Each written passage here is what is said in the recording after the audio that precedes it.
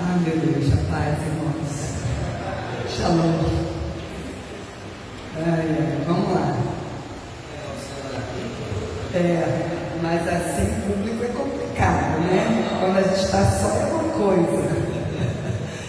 Então, irmãos, você colocou uma palavra no nosso coração a respeito desse tempo, né, que nós estamos vivendo, e que tem até um pouco a ver com a questão que o pastor estava pregando, né, sobre reputação, mas o texto não vai ser propriamente, né, o tema que ele usou, mas tem a ver.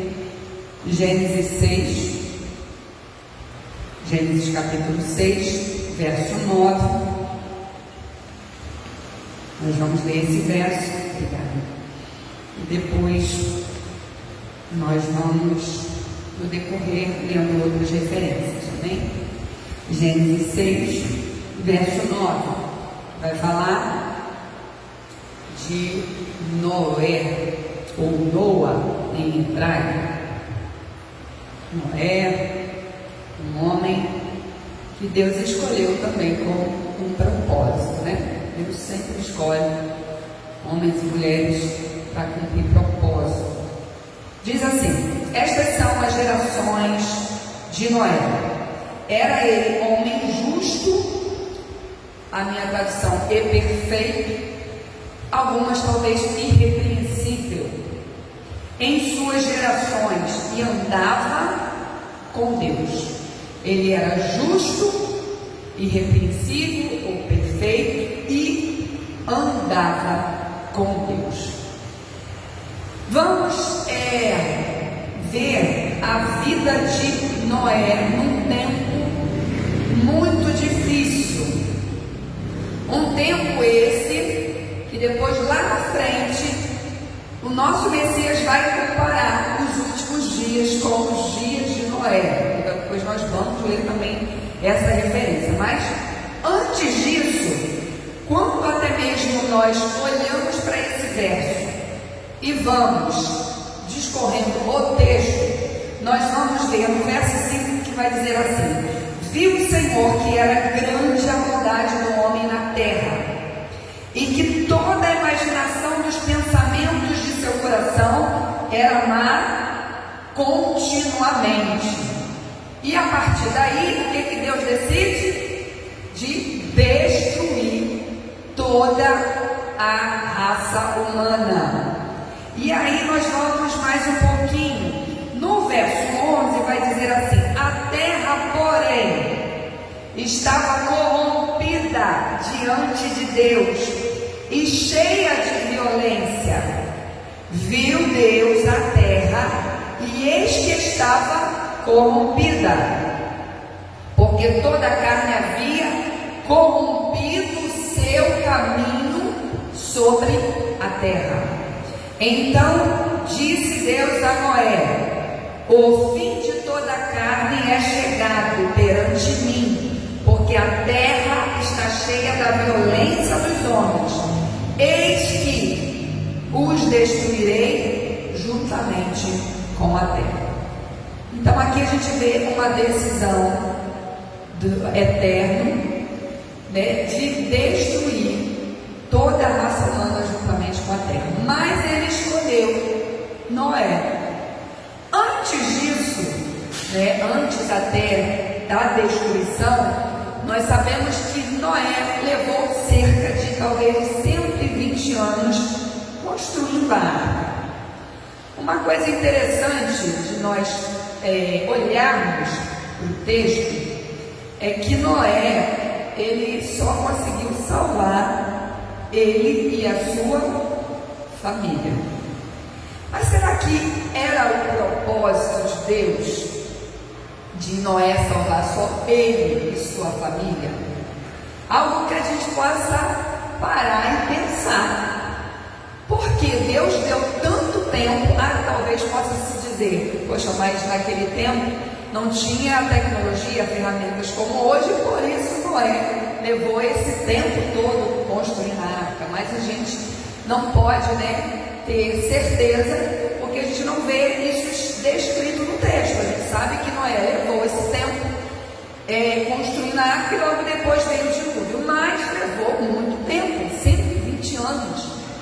E nós vemos que Noé estava no meio de uma geração, como nós lemos no verso 9, em suas gerações, ou seja, ele era justo, um tzadik, como se diz no hebraico, uma pessoa justa e perfeita, irrepreensível. O que vem a ser uma pessoa irrepreensível? Se nós formos lá em Filipenses 2, verso 15 e 16, nós vamos ver Paulo falando aos filipenses para que esses irmãos eles buscassem isso. Então, o que vem a ser uma pessoa irrepreensível? Nós vamos ler aqui em Filipenses 2, Filipenses 2, verso 15 e 16, vai dizer assim: para que vos torneis irrepreensíveis e sinceros, filhos de Deus, imaculados. Imaculados é que não tem mancha, não tem sujeira, porque imaculado é uma coisa suja, que tem mancha. Então, imaculado, sem mancha, sem sujeira.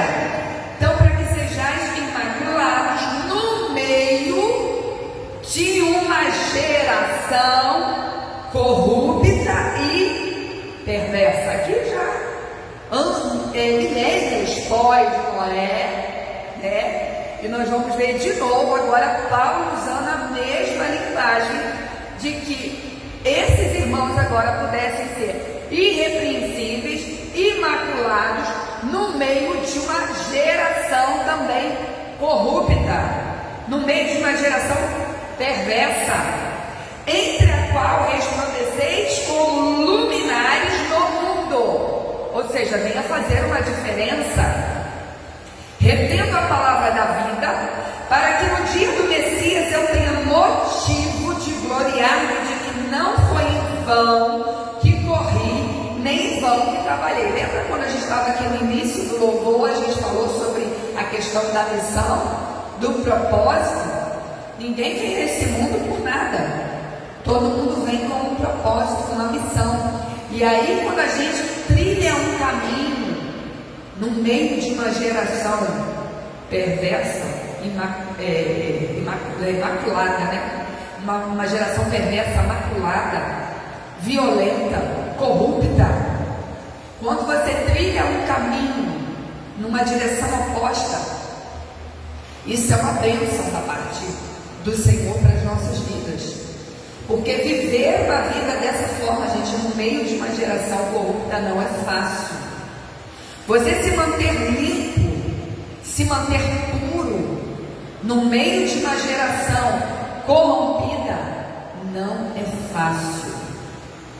Imagina você no seu ambiente secular, quer seja no trabalho, quer seja na escola, na faculdade, quer seja no meio da vizinhança, pessoas que talvez tenham uma índole corrupta, que tem todos os procedimentos de um mau pensamento, e você se manter puro. Primeira coisa que vão falar a seu respeito é que você é trouxa, que você é bobo. Todo mundo se dá bem, todo mundo faz alguma coisa para se dar bem, e você fica dando uma de bonzinho, dando uma de perfeitinho. Tá vendo na escola, né? Quando a gente passa no período de escola, tem muito isso, quando, né, um aluno tira boas notas, quando ele tem uma reputação boa, uma índole boa, aí os amigos ficam ainda tirando sarro. Você se acha perfeitinho, você se acha bonzinho, né? É assim, as pessoas vão caçoar, vão rir. Mas só que Noé, ele foi destacado no meio dessa geração.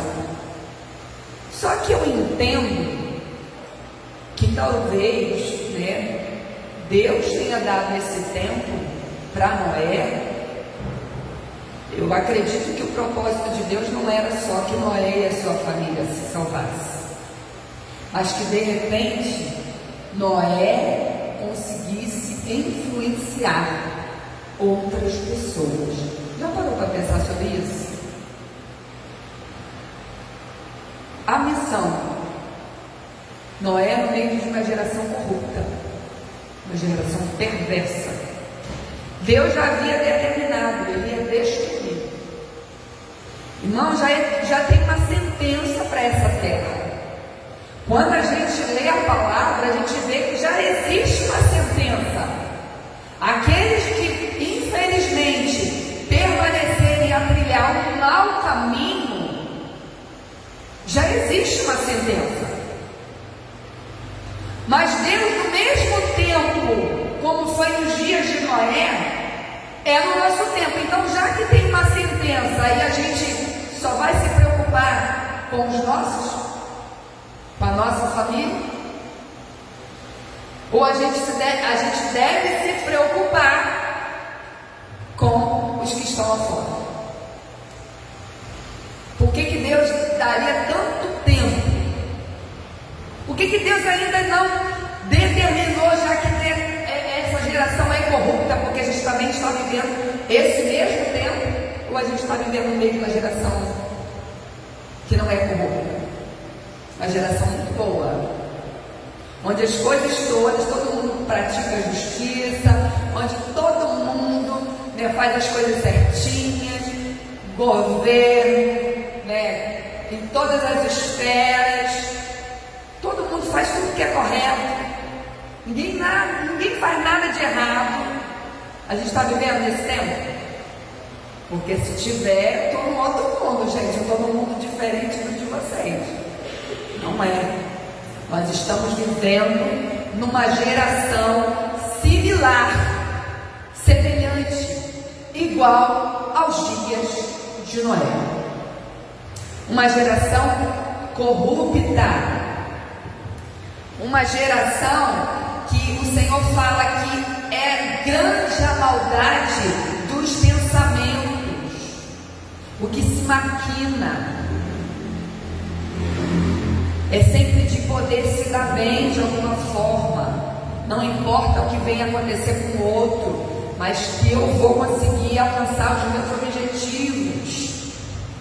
E a gente vê toda sorte de coisas ruins acontecendo nesse tempo presente que nós estamos. Só que Noé, ele começou, vamos dizer, bem. Por quê? Porque o texto vai dizer que no verso 9, ele era justo, irrepreensível e andava com Deus. Se nós formos no verso 22, nós vamos encontrar assim: fez Noé segundo tudo que Deus lhe mandou, assim o fez. E se nós vemos que Deus achou graça em Noé, só que depois, de acontecer o dilúvio, de toda a raça humana ter sido exterminada, e aí depois que as águas baixaram, Noé desceu com a sua família. O que foi que aconteceu com Noé? Vocês lembram? Ele continuou bem? Eu acho que não. Se nós olharmos para o texto, nós vamos ver que aconteceu algumas coisas com Noé. Plantou uma vinha, se embriagou. Então, não é como a gente começa. A gente até já pregou isso aqui. É como a gente termina. Porque a gente pode até começar bem, mas será que a gente vai levar até o final bem? Ou talvez a gente pode começar mal. A gente tem vários relatos de homens na palavra de Deus que começaram mal, mas depois viraram. O caminho foi mudado no percurso da vida. Moisés foi um deles. Ele foi levado para o Egito, naquela situação desde pequeno, foi criado no meio de uma cultura pagã, recebeu todos os ensinamentos, todas as informações de um povo pagão, mas depois Deus virou o curso da vida dele, a ponto de Moisés conseguir salvar só a sua casa, só a sua vida? Não, ele salvou um povo. E é o que a gente tem que pensar. Estamos no meio de uma geração que é igual de Noé, corrupta. Toda sorte de maldade que a gente possa imaginar. Irmãos, a gente acha que viu de tudo nessa vida. Não, tem sempre uma surpresa. Aí você se depara com relatos que você fica assim: meu pai, a que ponto que o ser humano está chegando? Como que um ser humano tem coragem de fazer tal coisa? E aí a gente vê cada vez mais essas coisas ficando piores. Mas mesmo assim, Deus tem dado tempo para que o homem se arrependa, para que o homem mude o curso da sua vida, para que o homem tenha a oportunidade de salvação. Porque do contrário, já tem uma sentença, já está determinado. E aí, nós vamos lá para Mateus 24, onde vai falar, agora é Jesus falando, né? Ele comparando como foi nos dias de Noé. Mateus 24, a partir do verso 37, vai dizer assim: pois como foi nos dias de Noé, assim será também na vinda do Filho do Homem. Porquanto assim como foi nos dias anteriores ao dilúvio, comiam, bebiam, casavam, davam-se em casamento, até o dia em que Noé entrou na arca. Então, nesse tempo que levou aí uns 120 anos, isso é profético, a gente também já estudou sobre isso aqui, lembra do jubileu?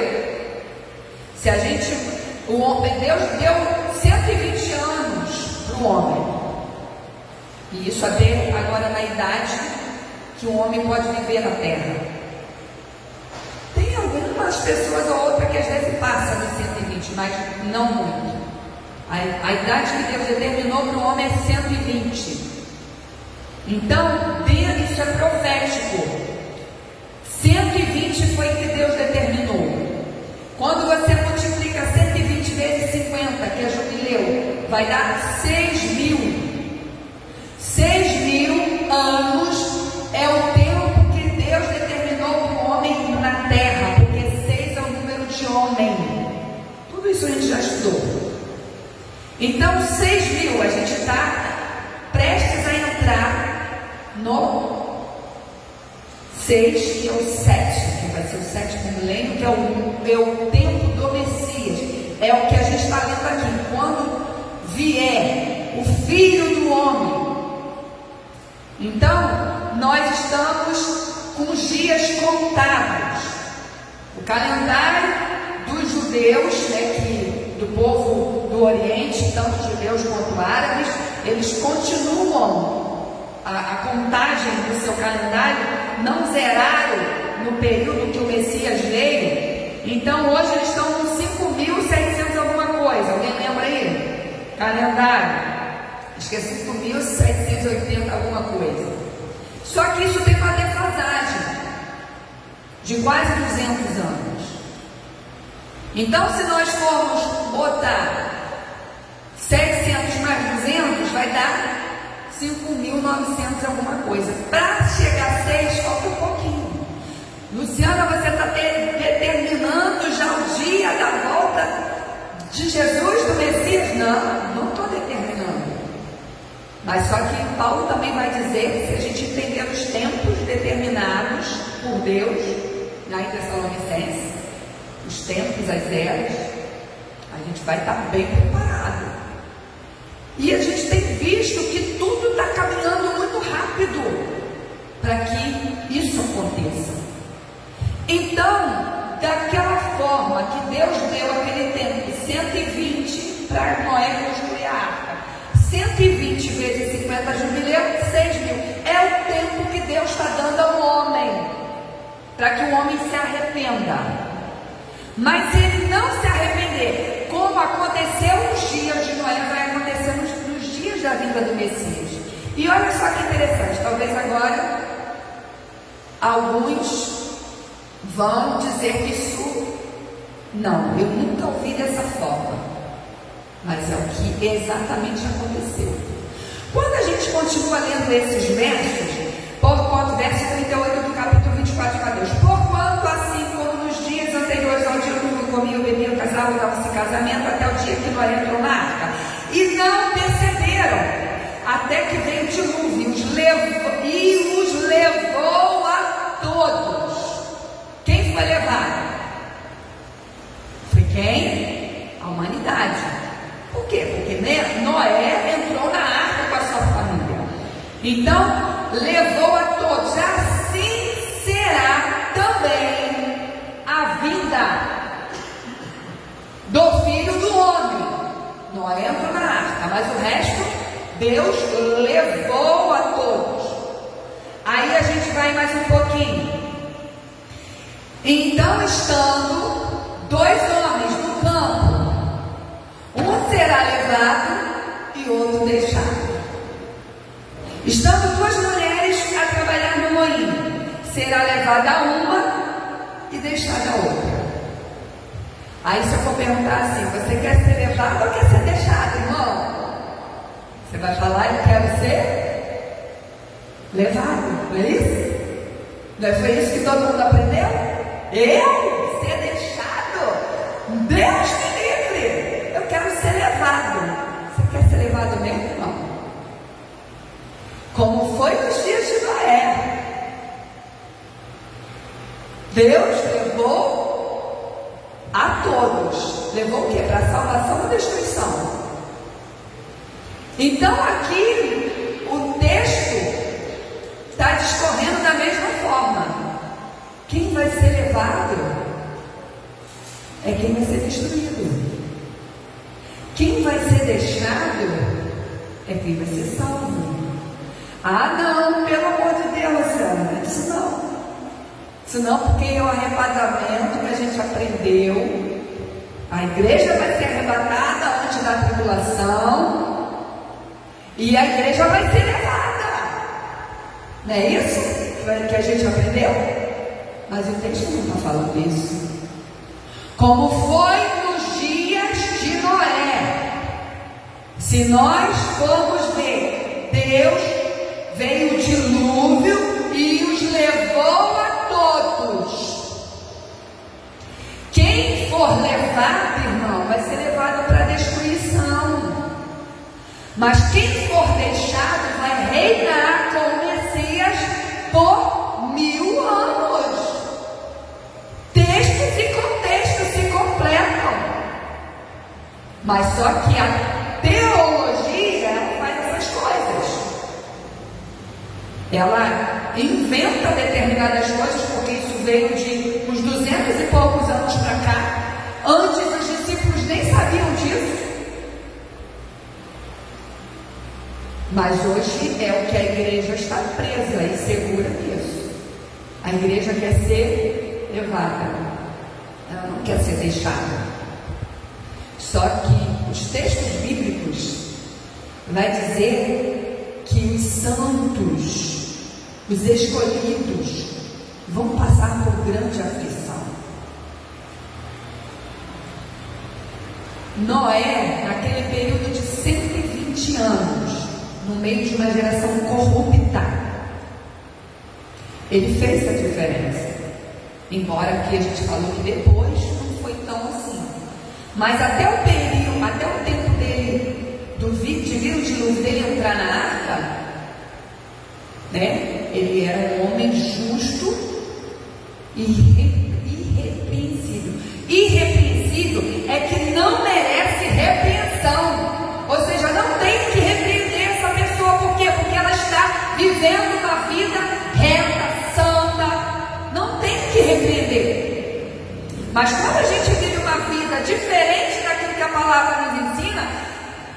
pode ser repreendido de alguma forma, por alguma falha que a gente esteja cometendo.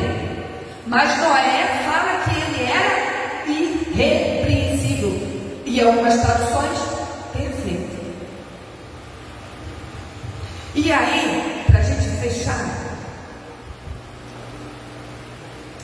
como nós estamos nos comportando no meio da nossa geração?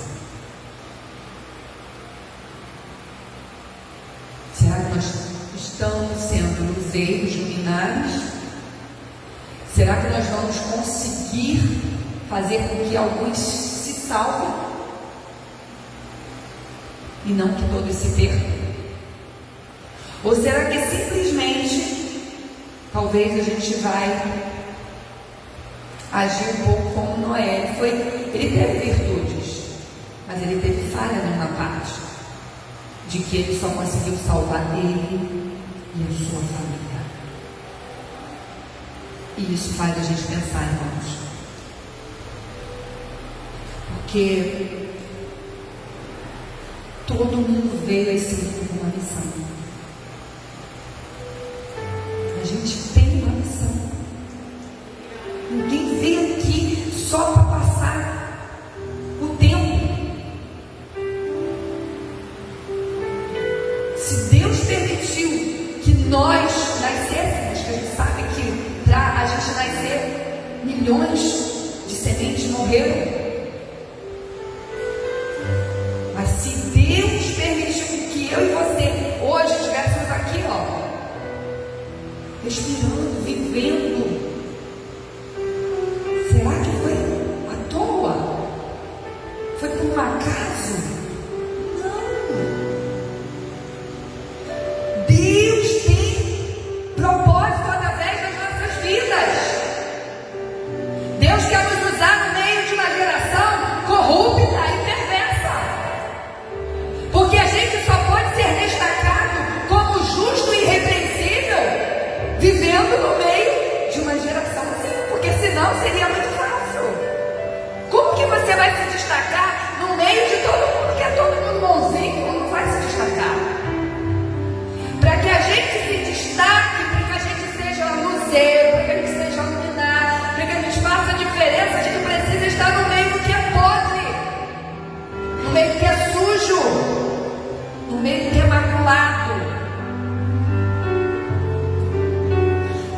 O nosso coração humano, às vezes a gente não quer. A gente até pede, para que o Senhor pratique justiça, porque realmente a gente vê tanta coisa ruim acontecendo que o nosso coração se entristece. E às vezes a gente quer logo que a justiça de Deus seja feita e que tudo se resolva. Mas Deus está dando tempo para o homem, porque Deus, Ele é misericordioso. Deus, Ele não quer que o homem se perca. E para isso Ele levanta pessoas para que faça a diferença, para que seja luzeiro, para que seja luminar, para que seja luz no meio das trevas, para que seja um caminho no meio da escuridão, para que seja uma solução no meio de uma situação que talvez não tenha mais jeito, uma luz no fim do túnel. E aí fica para a gente pensar: será que eu já me confundei? Está tudo perdido mesmo, não tem mais o que falar. Desculpa a palavra aqui. Quem quiser que se lasque. Será que a gente vai se comportar assim? Ou será que a gente precisa realmente buscar isso em Deus? De tantas situações que a gente tem vivenciado e que às vezes tem um sentimento ruim, gente. Tem um sentimento podre dentro da gente. A gente quer que às vezes as coisas realmente Deus venha e faça. É como aqueles discípulos, né? João, filhos do trovão, Senhor, manda logo fogo, destrói tudo.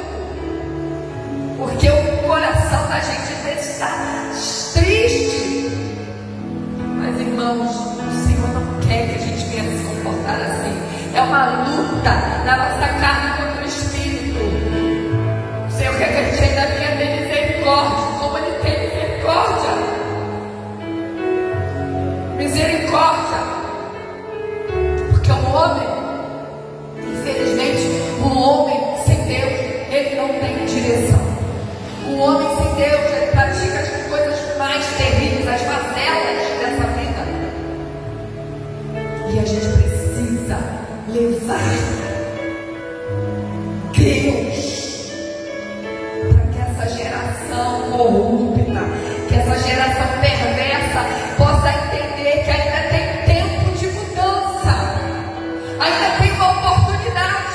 A arca ainda nesse tempo está com a porta aberta, mas vai chegar uma hora que realmente ela vai fechar. Mas enquanto ela não fechou, a gente não pode se conformar. A gente precisa ainda pregoar de que existe arrependimento, existe um tempo aceitável. Basta o homem se arrepender. Não vamos deixar que esses sentimentos ruins paralisem a nossa missão.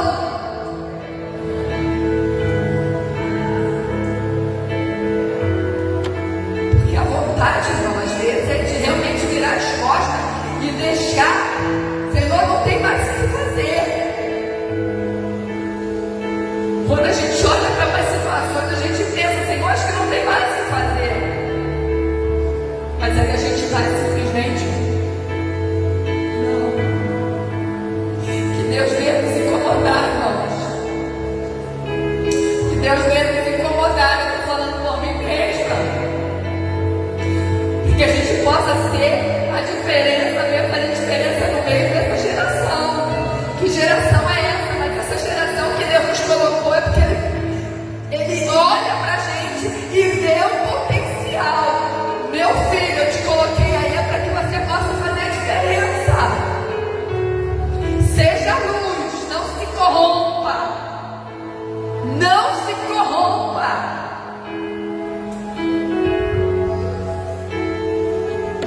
Que o Senhor possa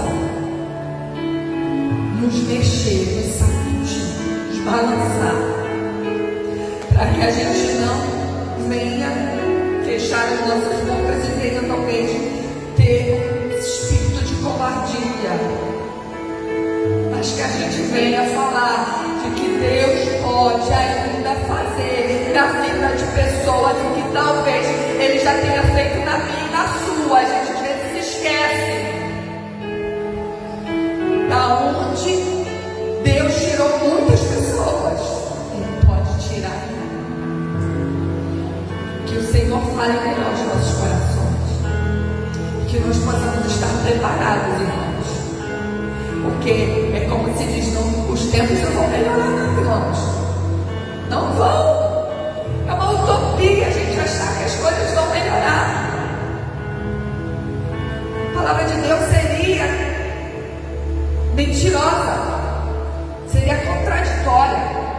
Mas não, mas Deus, Ele espera que a manifestação dos seus filhos aconteça nesse tempo. Que os seus filhos se manifestem no meio de uma geração corrupta e perversa, e que venham fazer a diferença. Pode estar todo mundo se sujando, se lambuzando, mas você e eu precisamos nos permanecer limpos e puros, para que o Senhor alcance, por misericórdia, a vida ainda de muitas pessoas. E que Deus fale melhor aos nossos corações. Eu agradeço mais uma vez essa oportunidade.